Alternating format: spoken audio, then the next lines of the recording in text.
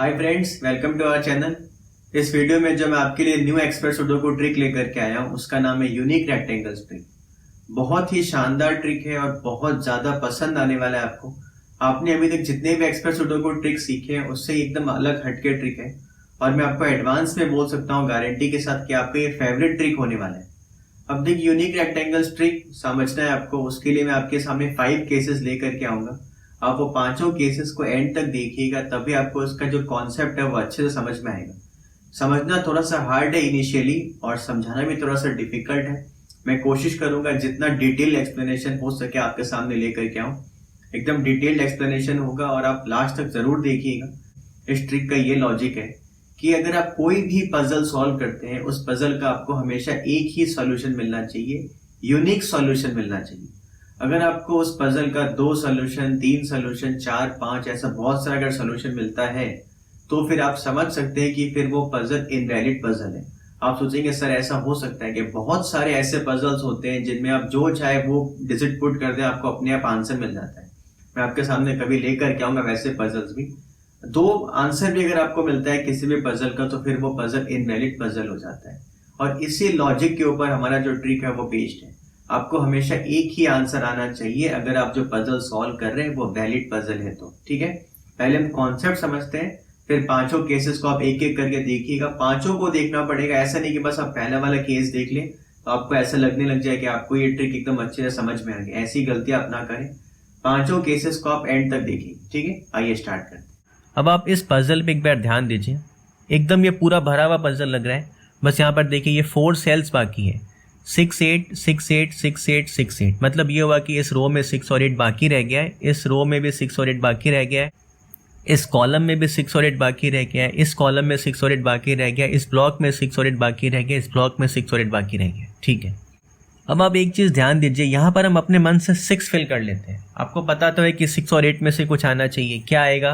अब जितना भी दिमाग लगा लें इस पजल में, आपको एकदम समझ में नहीं आने वाला है कि यहाँ पर 6 क्यों आएगा, यहाँ पर 8 क्यों आएगा।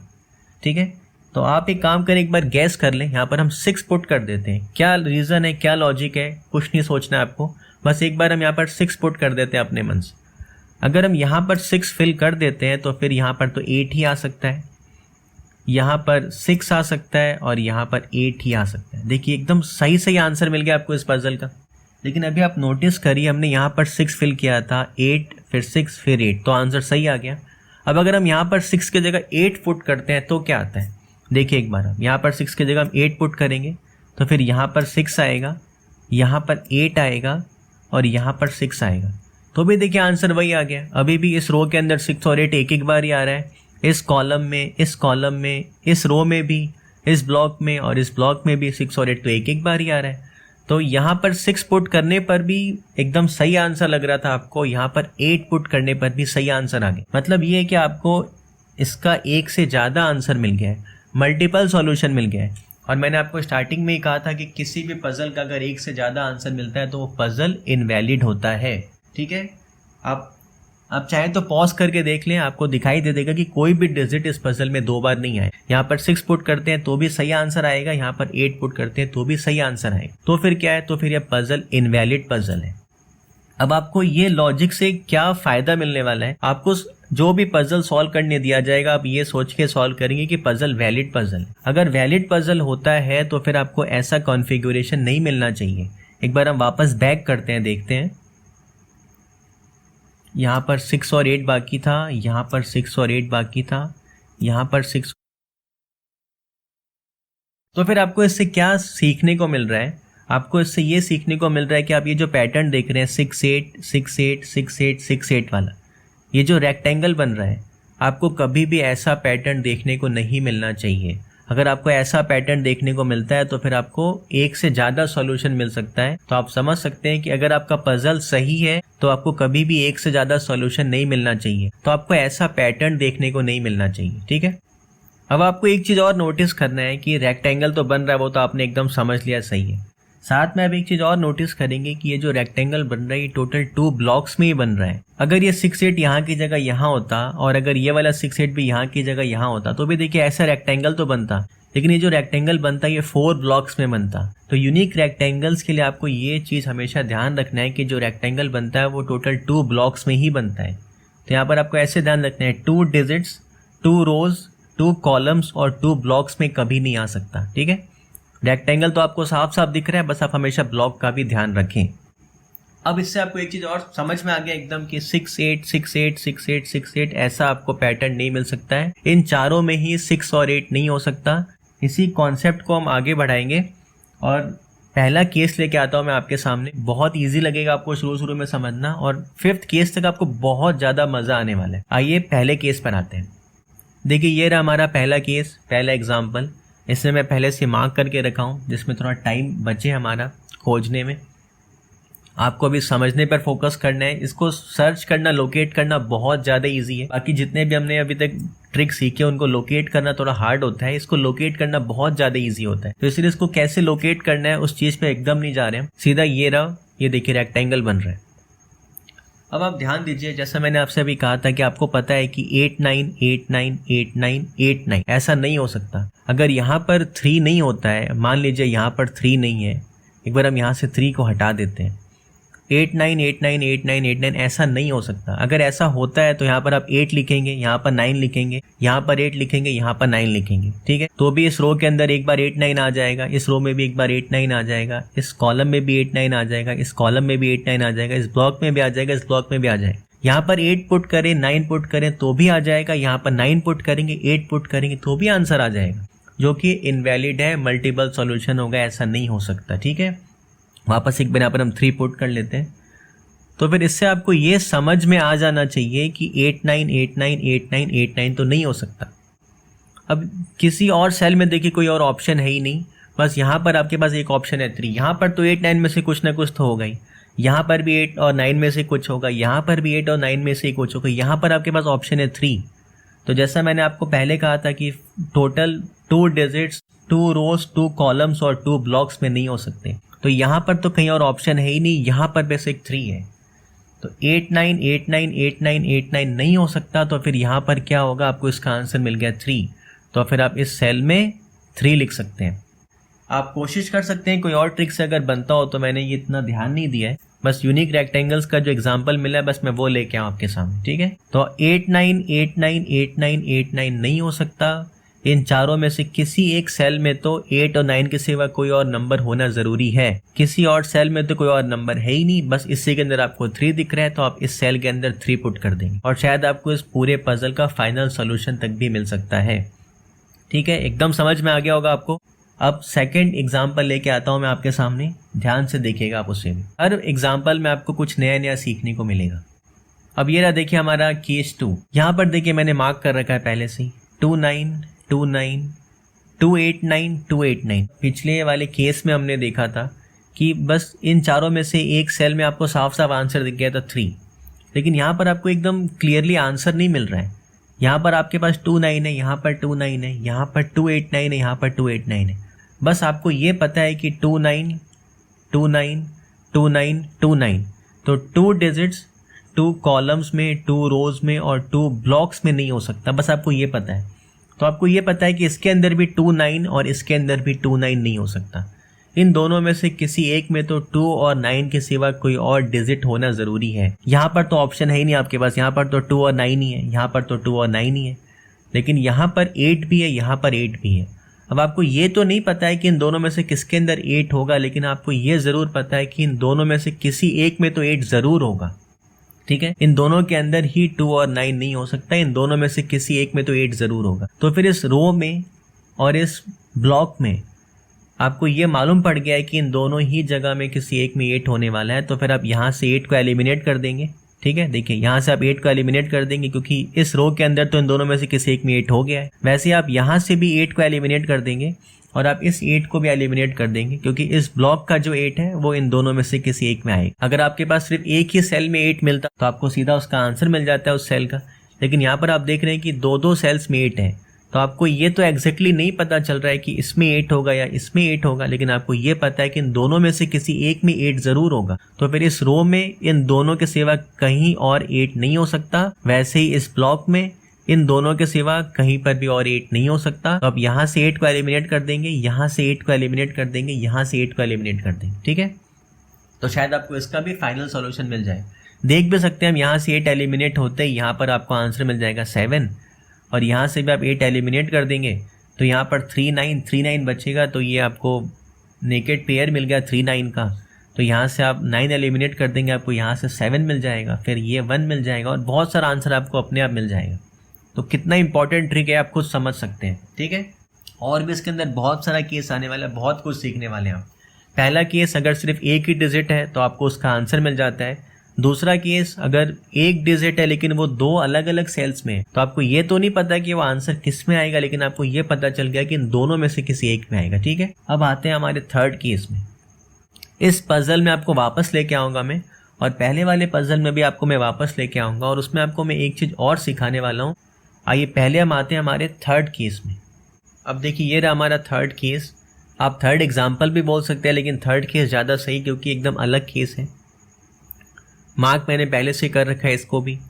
देखिए ये रहा 5 7 5 7 5 7। तो आपको पता है कि यहाँ पर 5 और 7 में से कुछ नहीं हो सकता, ना 5 हो सकता है ना 7 हो सकता है। अगर यहाँ पर 5 और 7 में से कुछ भी होता है तो वापस आप देखिए 2 डिजिट्स 2 रोज 2 कॉलम्स और 2 ब्लॉक्स में आ जाएगा, जो कि नहीं हो सकता। उससे आपको वापस मल्टीपल सॉल्यूशन मिल जाएगा जो कि इनवैलिड है। तो फिर यहाँ पर क्या होगा, यहाँ पर ना 5 होगा ना 7 होगा, तो यहाँ पर 3 और 6 में से कुछ एक होगा। कौन सा डिजिट होगा वो पता नहीं चल रहा, लेकिन बस आपको एलिमिनेशन मिल रहा है। तो यहाँ से आप 7 को एलिमिनेट कर दें और यहाँ से आप 5 को भी एलिमिनेट कर दें। अब देखिए आपको आंसर तो नहीं मिला, लेकिन आपको एलिमिनेशन मिल गया है। 5 और 7 दोनों एलिमिनेट हो गए। उससे भी आपको बहुत ज़्यादा बेनिफिट मिल सकता है। एक बार आप चेक करिए, यहाँ पर देखिए 3 6 है और यहाँ पर भी आपको 3 6 दिख गया। तो आपको पता है कि अब ये नेगेट पेयर हो गया 3 6 3 6 का। यहाँ पर 3 होगा तो यहाँ 6 होगा, यहाँ 6 होगा तो यहाँ 3 होगा। तो फिर इस ब्लॉक में और इस कॉलम में 3 और 6 तो इन दोनों में ही किसी एक प्लेस में आने वाले। तो यहाँ पर ना 3 होगा ना 6 होगा, तो यहाँ से आप दोनों को एलिमिनेट कर देंगे। आपको इसका आंसर मिल जाएगा 4, इसका आपको आंसर मिल जाएगा 9, इसका आपको आंसर मिल जाएगा 7। वैसे ही जब 3 6 यहाँ पर नेगेट पेयर मिल गया तो यहाँ पर भी 3 6 नहीं होगा, तो आपको इसका आंसर मिल जाएगा 8। इसका आंसर 8 मिलता है, आपको इसका आंसर मिल जाएगा 9। अब एक चीज़ और देखिए, जब यहाँ पर 3 6 हुआ है, अब यहाँ पर 3 6 7 है, यहाँ पर 6 7 है। देखिए तो आपको नेकेड ट्रिपलेट्स मिल गया है। 3 डिजिट्स है 3 6 3 6 7 और 6 7। 3 डिजिट्स है जो 3 सेल्स में ही कन्फाइंड है। तो आपको पता है कि 3 6 और 7 तो इन तीनों में ही किसी में आने वाला है। तो फिर आप यहाँ से 7 को एलिमिनेट कर देंगे, आपको इसका आंसर भी मिल जाएगा 5। देखिए कहाँ से आपको कितना सारा एलिमिनेशन मिल गया। इसीलिए यूनिक रेक्टेंगल्स ट्रिक है, बहुत ज़्यादा इंपॉर्टेंट और बहुत ही शानदार ट्रिक है। ठीक है, तो जो पहला वाला एग्जाम्पल था उसमें आपको सीधा आंसर मिल गया था उसी सेल का। आपने वहाँ से देखिए, एक बार वापस पहले एग्जाम्पल देखते हैं। देखिए एक बार हम पहले एग्जाम्पल वापस देखते हैं। इसमें आपको सीधा आंसर मिल गया था 8 9 8 9 8 9। तो यहाँ पर 8 9 नहीं होगा, तो फिर यहाँ पर क्या होगा, एक ही डिजिट बचता है 8 और 9 के सिवा 3। तो आपको इसका आंसर मिल गया था 3। सेकेंड वाला एग्जाम्पल देखते हैं अब हम। सेकेंड एग्जाम्पल में 2 9 2 9 2 9 2 9 नहीं हो सकता। तो फिर अब एक ही डिजिट है 8, लेकिन वो 2 सेल्स में यहाँ पर। तो आपको पता चला था कि इन दोनों में से किसी एक में तो 8 होगा, किस में होगा वो नहीं पता, बस इन दोनों में से किसी एक में 8 होगा। और जो भी हमारा थर्ड केस था, ये था हमारा थर्ड केस। यहाँ पर 3 और 6 के साथ 5 और 7 भी था। एक बार हम वापस ओरिजिनल पजल लिख लेते हैं। तो यहाँ भी आपको आंसर नहीं मिला, बस ये मिला था कि 3 और 6 में से कुछ एक होगा। नेकेड पेयर मिला, यहाँ पर आपको नेकेड ट्रिपलेट्स मिला और कितना सारा आपका एलिमिनेशन मिल गया। अभी भी इन तीनों पजल्स में आपको मैं एक चीज़ और नोटिस करवाने वाला हूँ। ठीक है, वो बाद में नोटिस करेंगे। अभी आते हैं हमारे फोर्थ पजल में, जिसको आप फोर्थ केस बोल सकते हैं हमारा। आइए अब ये रहा हमारा फोर्थ केस। इस केस के बाद आपको यूनिक रेक्टेंगल्स कॉन्सेप्ट में बहुत कुछ सीखने को मिल जाएगा। अब देखिए यहाँ पर 7 9 है, 7 9 है, तो यहाँ पर 7 9 और यहाँ पर भी 7 9 नहीं हो सकता। कोई 3 जगह तो 7 9 हो सकता है, लेकिन चारों में 7 9 नहीं हो सकता। अगर ऐसा हो गया तो फिर मल्टीपल सॉल्यूशन हो जाएगा और आपका सॉल्यूशन गलत हो जाएगा। प्रोहिबिटेड कॉन्फ़िगरेशन बोलते हैं इसको हम। 7 9 7 9 7 9 7 9 चारों में नहीं हो सकता। कोई भी 2 डिजिट 2 रोज 2 कॉलम्स और 2 ब्लॉक्स में नहीं आ सकता। ठीक है, अब यहाँ पर तो देखिए 7 और 9 में से ही कोई एक डिजिट होगा, दूसरा ऑप्शन ही नहीं है। यहाँ पर भी 7 और 9 में से कोई एक ही डिजिट होगा, यहाँ भी कोई दूसरा ऑप्शन नहीं है, लेकिन यहाँ पर 8 है, तो यहाँ पर 8 हो सकता है, और यहाँ पर 1, 7, 8 और 9 है, तो यहाँ पर 1 और 8 भी हो सकता है। ध्यान देना, आपको इन चारों में से कोई 3 सेल्स में आपको 7 और 9 तो मिल सकता है, लेकिन चारों में 7 और 9 नहीं मिल सकता। इसका मतलब ये है कि या तो यहाँ पर 8 होगा या फिर यहाँ पर 1 और 8 होगा। तो आपको अब ये मालूम पड़ गया है कि इन दोनों में से किसी एक में 1 या फिर 8 तो ज़रूर होगा। तो आप एक तरीके से सोच सकते हैं कि आप इन दोनों को एक सेल मान के चलेंगे। तो आपको चेक करना है इस कॉलम में कोई और बाई वैल्यूड सेल मिलता है क्या आपको, जिसके अंदर 1 और 8 आता हो। देखिए यहाँ पर है 1 और 8। अब आपको पता है कि इन दोनों में से किसी एक में तो 1 या 8 ज़रूर आएगा। जब इन दोनों में से किसी एक में अगर 1 आ जाता है तो यहाँ पर 8 आ जाएगा, और इन दोनों में से अगर किसी एक में 8 आ जाता है तो यहाँ पर 1 आ जाएगा। इसका मतलब है कि 1 और 8 इसमें और इसमें, इन तीनों में से ही किसी एक सेल में आने वाला है। तो इस कॉलम में बाकी कहीं पर भी आपको 1 या फिर 8 दिखता है तो वहां से आप 1 या 8 को एलिमिनेट कर सकते हैं। आंसर तो देखिए आपको साफ साफ मिला नहीं है। आपको पता है कि इसमें 8 आएगा या फिर इसमें 1 या 8 आएगा, मतलब इन दोनों में से किसी एक में 1 या 8 जरूर आएगा। और आपको एक और बाई वैल्यूड सेल मिल गया 1 और 8 का। हमेशा नहीं मिलेगा, लेकिन अगर आपको ऐसा मिलता है तो फिर आपको ये वाला कॉन्सेप्ट अप्लाई करना है। तो 1 और 8 इन तीनों में से ही किसी एक में आने वाला है। इन दोनों में से किसी एक में अगर 1 आएगा तो फिर इसमें 8 आएगा, और इन दोनों में से किसी एक में अगर 8 आएगा तो फिर इसमें 1 आएगा। तो 1 और 8 इन तीनों में ही फिक्स हो गया है। तो फिर इन तीनों के सिवा कहीं पर भी आपको 1 और 8 दिखेगा तो वहां से आप 1 को और 8 को एलिमिनेट कर देंगे। यहाँ पर आपको देखिए 1 दिख रहा है, तो आप यहाँ से 1 को एलिमिनेट कर देंगे और आपको इस सेल का आंसर मिल जाएगा 7। यहाँ पर 7 मिल जाएगा तो यहाँ 3 मिल जाएगा, फिर यहाँ पर 1 मिल जाएगा, यहाँ 7 मिल जाएगा, और ऐसे आप शायद पूरे पजल के फाइनल सॉल्यूशन तक पहुँच सकते होंगे। अभी हम पूरे सॉल्यूशन का बात कर नहीं रहे, अभी बस हम इस कॉन्सेप्ट का बात करें जो कि बहुत ही शानदार कॉन्सेप्ट है। ये वाला लॉजिक आपको एकदम समझ में आ गया होगा, ठीक है। अब इसी पजल में और इसी पैटर्न में हम एक चीज़ और सीखने वाले हैं। ये तो आपको एकदम समझ में आ गया होगा। अब हम क्या सीखने वाले, देखिए आप इसको, अगर आपको ऐसे आंसर मिल जाता है तो बहुत अच्छा है कि भाई इन दोनों में से किसी एक में 1 8 होगा, यहाँ पर भी 1 8 है, तो आप हिडन पेयर समझेंगे। इसको सॉल्व करने का एक और तरीका होता है जो मैंने आपको अभी तक बताया नहीं है, जो मैं बोल रहा था बार बार कि हम एक बार वापस से पजल 1 से स्टार्ट करेंगे समझना। वो क्या होता है, देखिए 7 9 7 9, यहाँ पर 7 9 नहीं हो सकता, यहाँ पर 7 9 नहीं हो सकता। मतलब ये है कि इन दोनों सेल में 7 और 9 दोनों नहीं हो सकता। दोनों में से कोई एक तो ज़रूर होगा जो इस सेल और इस सेल के बाहर आपको मिलेगा, क्योंकि देखिए यहाँ पर तो 7 और 9 में से कुछ होगा, यहाँ पर भी देखिए 7 और 9 में से कुछ होगा। तो अगर यहाँ भी 7 और 9 हो जाए, यहाँ पर भी 7 और 9 हो जाए तो वो हो नहीं सकता, वो इनवैलिड सॉल्यूशन हो गया। तो इससे और इससे, इन दोनों के बाहर कहीं ना कहीं 7 और 9 आना ज़रूरी है। अब आपको चेक करना है कि इन दोनों के बाहर 7 और 9 दोनों है क्या। अब देखिए इस कॉलम में आप देख सकते हैं कि 9 तो इन दोनों के बाहर कहीं पर आ ही नहीं रहा है। इस कॉलम में आप देखिए इन दोनों सेल्स में ही 9 है, और इन दोनों सेल्स के सिवा आप देख रहे हैं इस कॉलम में और कहीं पर 9 है ही नहीं। तो 9 तो फिर इन दोनों के बाहर आ ही नहीं सकता। इन दोनों में से किसी एक का तो आंसर 9 होगा ही होगा। तो फिर इन दोनों में 7 नहीं आ सकता, क्योंकि इन दोनों में तो 9 होगा ही, और अगर इन दोनों में 7 भी आ जाएगा तो फिर 7 9 7 9 7 9 7 9 प्रोहिबिटेड कॉन्फ़िगरेशन हो जाएगा। तो आपको हमेशा चेक करना है, यहाँ तो 7 9 है, यहाँ तो 7 9 है, यहाँ पर दोनों में 7 और 9 नहीं हो सकता। इन दोनों के बाहर या तो 7 या तो 9, दोनों में से एक तो होना ही पड़ेगा। दोनों भी हो सकता है 7 और 9 बाहर, लेकिन दोनों में से कोई एक डिजिट तो बाहर होगा ही, चाहे 7 हो चाहे 9 हो। तो अब देखिए इन दोनों के बाहर आपको 9 तो मिल ही नहीं रहा है कहीं पर, तो 9 तो इन दोनों के बाहर हो ही नहीं सकता। तो फिर इन दोनों सेल्स के बाहर एक ही डिजिट हो सकता है 7। तो फिर यहाँ पर आप देखिए, यहाँ से आप 7 को एलिमिनेट कर देंगे और यहाँ से भी आप 7 को एलिमिनेट कर देंगे। आपको पता है कि इन दोनों से आप 9 तो एलिमिनेट कर नहीं सकते, क्योंकि 9 तो इन दोनों के बाहर कहीं पर है ही नहीं। तो फिर इन दोनों के बाहर 7 ही होगा। तो आप यहाँ से और यहाँ से 7 को एलिमिनेट कर देंगे। तो आप देखिए इस कॉलम में फिर 7 एक ही जगह बचता है, ये वाला जगह, तो आपको इसका आंसर मिल जाएगा, यहाँ पर 7 आ जाएगा। ये वाला कॉन्सेप्ट आप ध्यान रखें, जो मैंने आपको अभी सिखाया है वो बहुत ज़्यादा इंपॉर्टेंट है, और इस कॉन्सेप्ट से आपको ज़्यादातर केसेस में आंसर मिलेगा। अब देखिए एक बार हम वापस हमारे फर्स्ट केस पर आते हैं, फटाफट रिवाइज करिए। आप देखिए 8 9 8 9 8 9 8 9, यहाँ पर 8 9 नहीं हो सकता।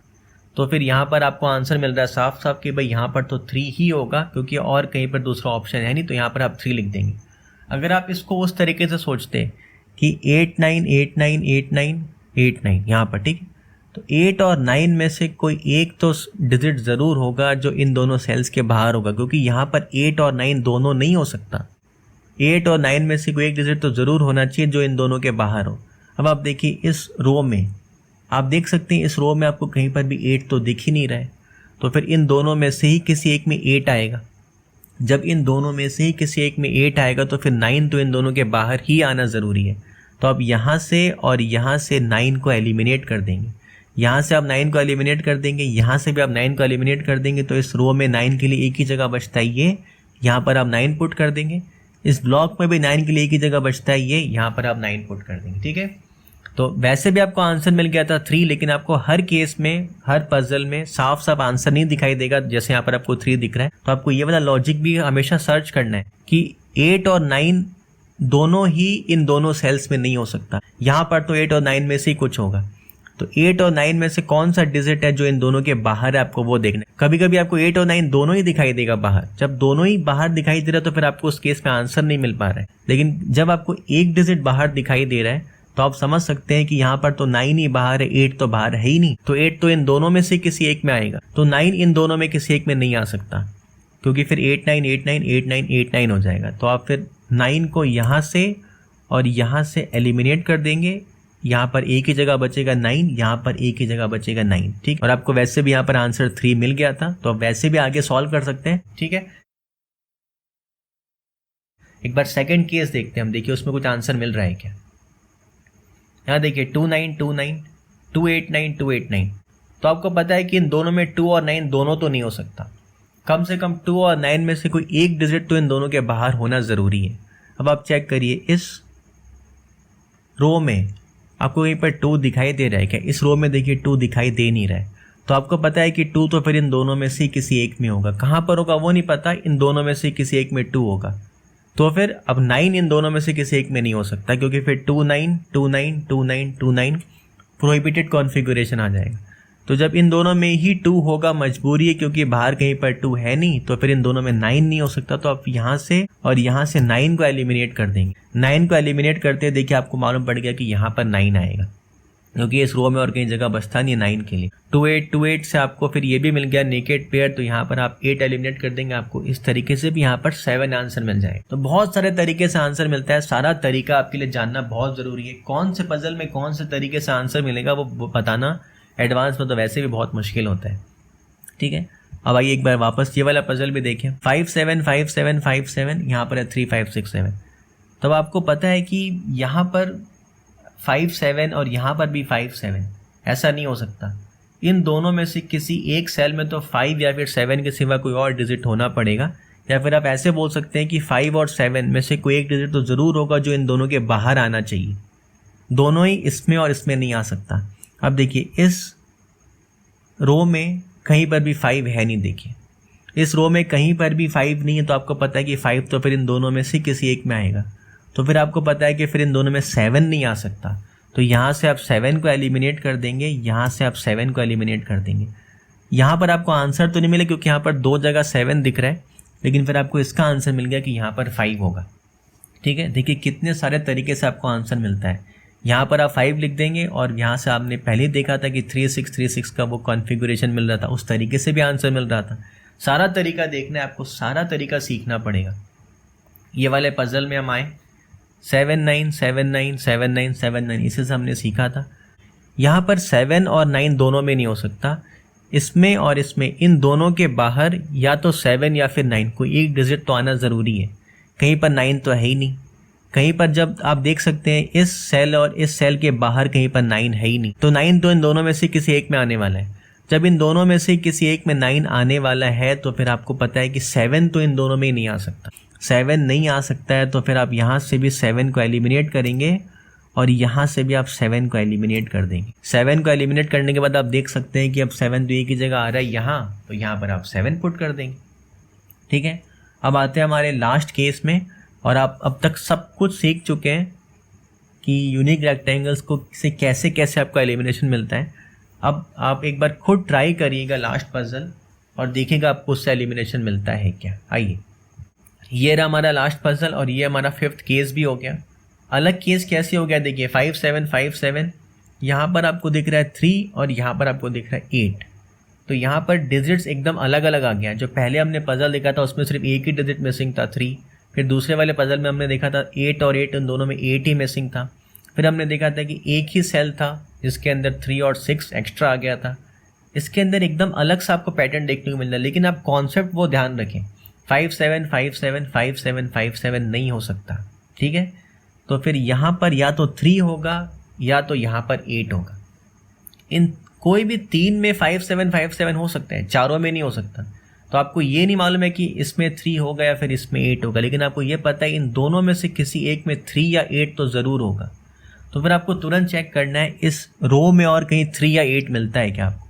इन दोनों में से किसी एक में 3 और 8 होता और इस रो में भी आपको 3 और 8 मिल जाता, तो फिर वहाँ पर आप हिडन पेयर वाला रूल फॉलो करते हैं जो हमने पिछले वाले केस में देखा था, लेकिन ये रूल यहाँ पर फॉलो नहीं हो पाया।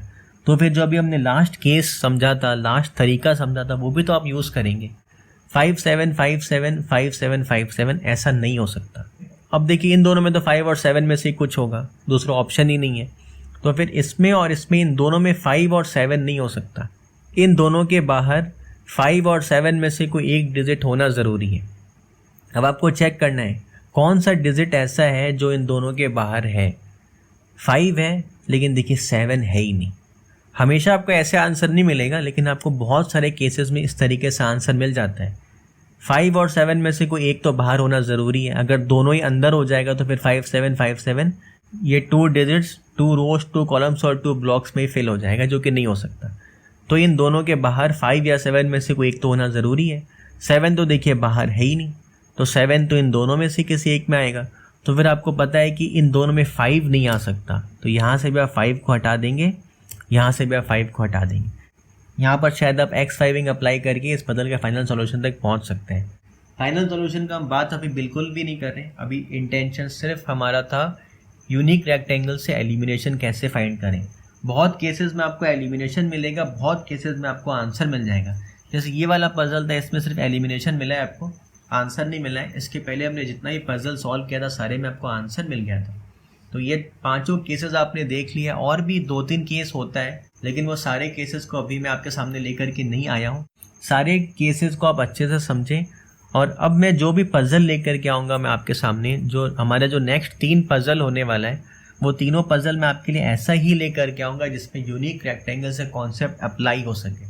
तो आपको बहुत ही मज़ा आने वाला है और मैं गारंटी के साथ कहता हूँ आपको बहुत पसंद आया होगा ये वाला कॉन्सेप्ट। थैंक यू गाइज, आपको ये वीडियो ज़रूर पसंद आया होगा। ये ट्रिक बहुत ही शानदार ट्रिक है और एक्सपर्ट सुडोकू पजल अगर आप सॉल्व करना चाहते हैं तो ये ट्रिक आना बहुत ज़रूरी है आपके लिए।